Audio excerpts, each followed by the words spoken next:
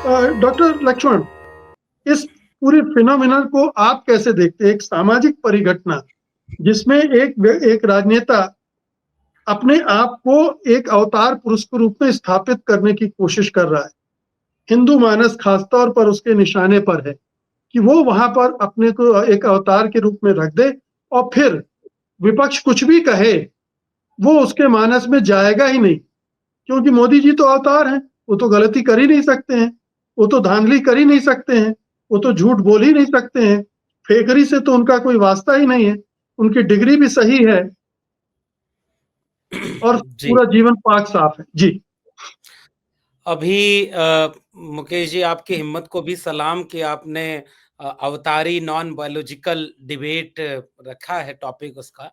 और शीतल जी ने और उसके पहले राकेश जी ने जो बुनियाद रची है वो बहुत मुकम्मल है। खासकर शीतल जी ने जिस तरह से एक विकास यात्रा भगवान बनने की प्रक्रिया, मैं अगर विश्वविद्यालय में होता तो एक पीएचडी टॉपिक इस पर अच्छा बन जाता कि कैसे 2-3 दशक में एक व्यक्ति भगवान बन सकता है। हालांकि दिल्ली विश्वविद्यालय में ऐसे तमाम शोध हो रहे हैं।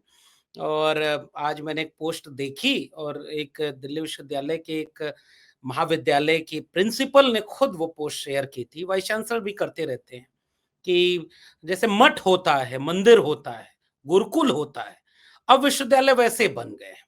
तो केवल एक जगह नहीं अवतार हुआ है। अब मोदी जी अवतार हो गए हैं, तो बाकी सारे वे लोकतांत्रिक संस्थान जिन पर जिम्मेदारी थी कि वैज्ञानिक चेतना, तर्क, विवेक, वाद विवाद, संवाद, अब वो एक धर्म के केंद्र बन चुके हैं। अब आपको वीसी बनना हो, प्रोफेसर बनना हो, परमानेंट होना हो, सब कुछ उसी दिशा में चल रहा है। बहरहाल, तो वो एक यात्रा शीतल जी ने बता दी। मैं थोड़ा सा उसका सामाजिक संदर्भ और सांस्कृतिक संदर्भ जोड़ देना चाहता हूँ।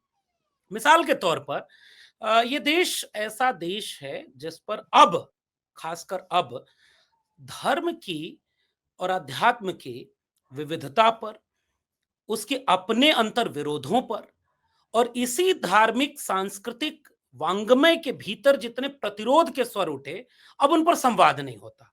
अब कोई कबीर को नहीं याद करता।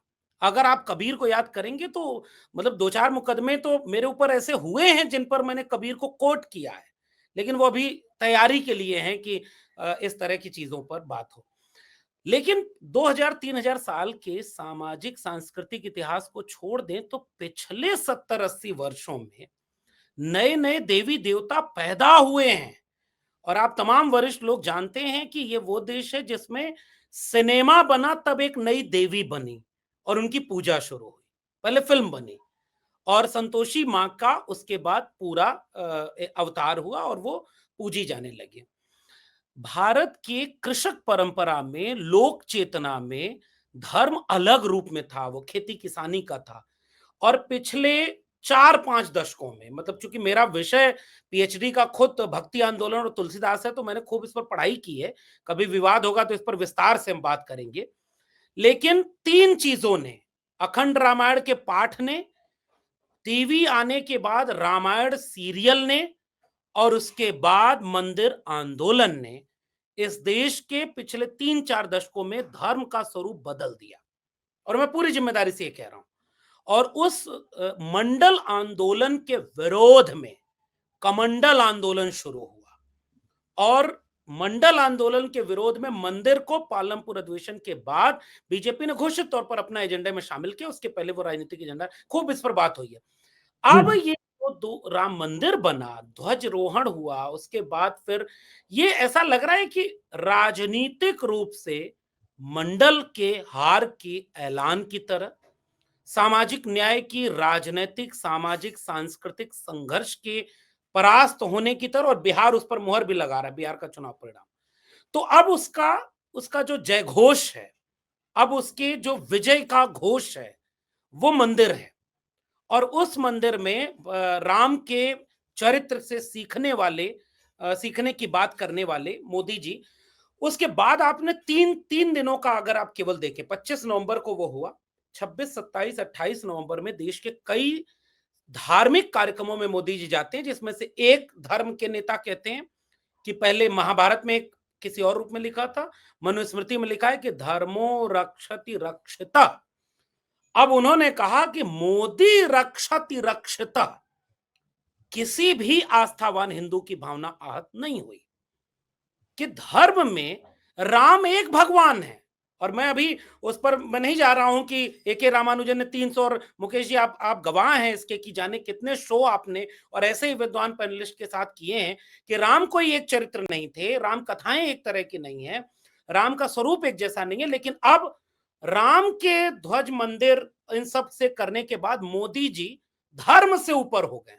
ऐसा इसलिए संभव हुआ क्योंकि जब 2022 का चुनाव उत्तर प्रदेश में हुआ, एक गीतकार ने गाना बनाया कि जो राम को लाए हैं हम उनको लाएंगे।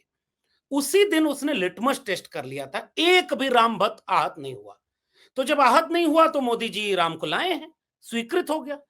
तो इस तरह से सुप्रीम कोर्ट ने बनाया या नहीं बनाया, वो बहस खत्म हो गई। आज की तारीख में वे तमाम विफलताएं, वे तमाम राजनीतिक, सांस्कृतिक, लोकतांत्रिक व्यवस्था के ऊपर हमले, सारी बहस अब एक तरफ।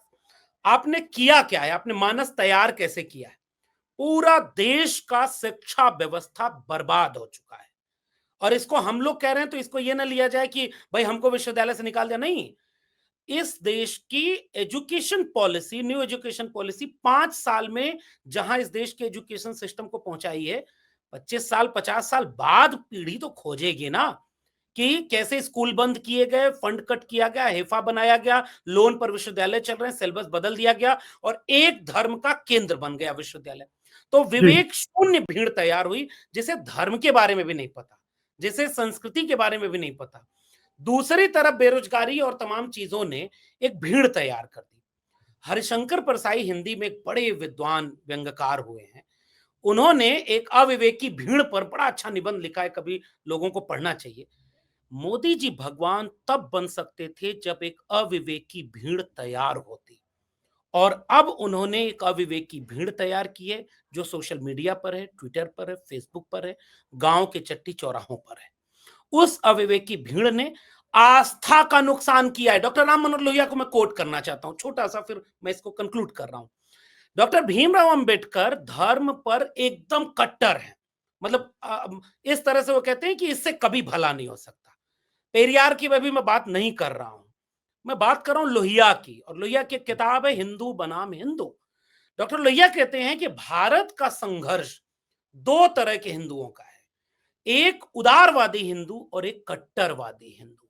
डॉक्टर लोहिया कहते थे कि आने वाले दिनों में उदारवादी हिंदुत्व, वो जो संविधान को मानेगा, सामाजिक न्याय को मानेगा, समाजवाद को मानेगा, वो धीरे धीरे आगे बढ़ेगा, कट्टर हिंदुत्व को हराएगा। आज डॉक्टर लोहिया होते तो वो देखते कि कट्टर हिंदुत्व ने उदारवादी हिंदुत्व को खत्म कर दिया है। इसलिए ये मुसलमानों के लिए खतरे का ऐलान बाद में हो, ये उन हिंदुओं के लिए खतरे का ऐलान है जिनकी अब आस्था, विवेक और 3000 साल का ज्ञान का पूरा विमर्श वो खत्म हो चुका है। नए नए भगवान बन रहे हैं और इन भगवानों से अब उन्होंने एक जनमानस में तैयार कर दिया। अभी शीतल जी ने जहां बात खत्म की थी उसी से उधार लेकर के अपनी बात पूरी कर रहा हूं। चुनाव जीतने के लिए आपने पैमाने बना लिए, आप एसआईआर कराएंगे, आप लूटेंगे, जनतंत्र की हत्या करेंगे, टेलीविजन आपके पास है और जो कहेगा कि ये लहर चल रही है। लेकिन सच बात यह है कि चुनाव जीतने के या एसआईआर के नाम पर लोकतंत्र कमजोर हो रहा है, एक बात है। वो जो जनमानस तैयार हो रहा है जो ये सबक दे रहा है कि अब सवाल नहीं कर सकते आप नॉन बायोलॉजिकल से भगवान से सवाल नहीं कर सकते, आप असहमत नहीं होते। तो मैं इस पूरे 75 साल के भारत के निर्माण में ये राजनीतिक चुनौती नहीं है कि बीजेपी और मोदी जी चुनौती हैं, ये तो उस बुनियाद में मट्ठा डाल दिए जिससे उभरने के लिए इस देश को कितनी मेहनत करनी पड़ेगी।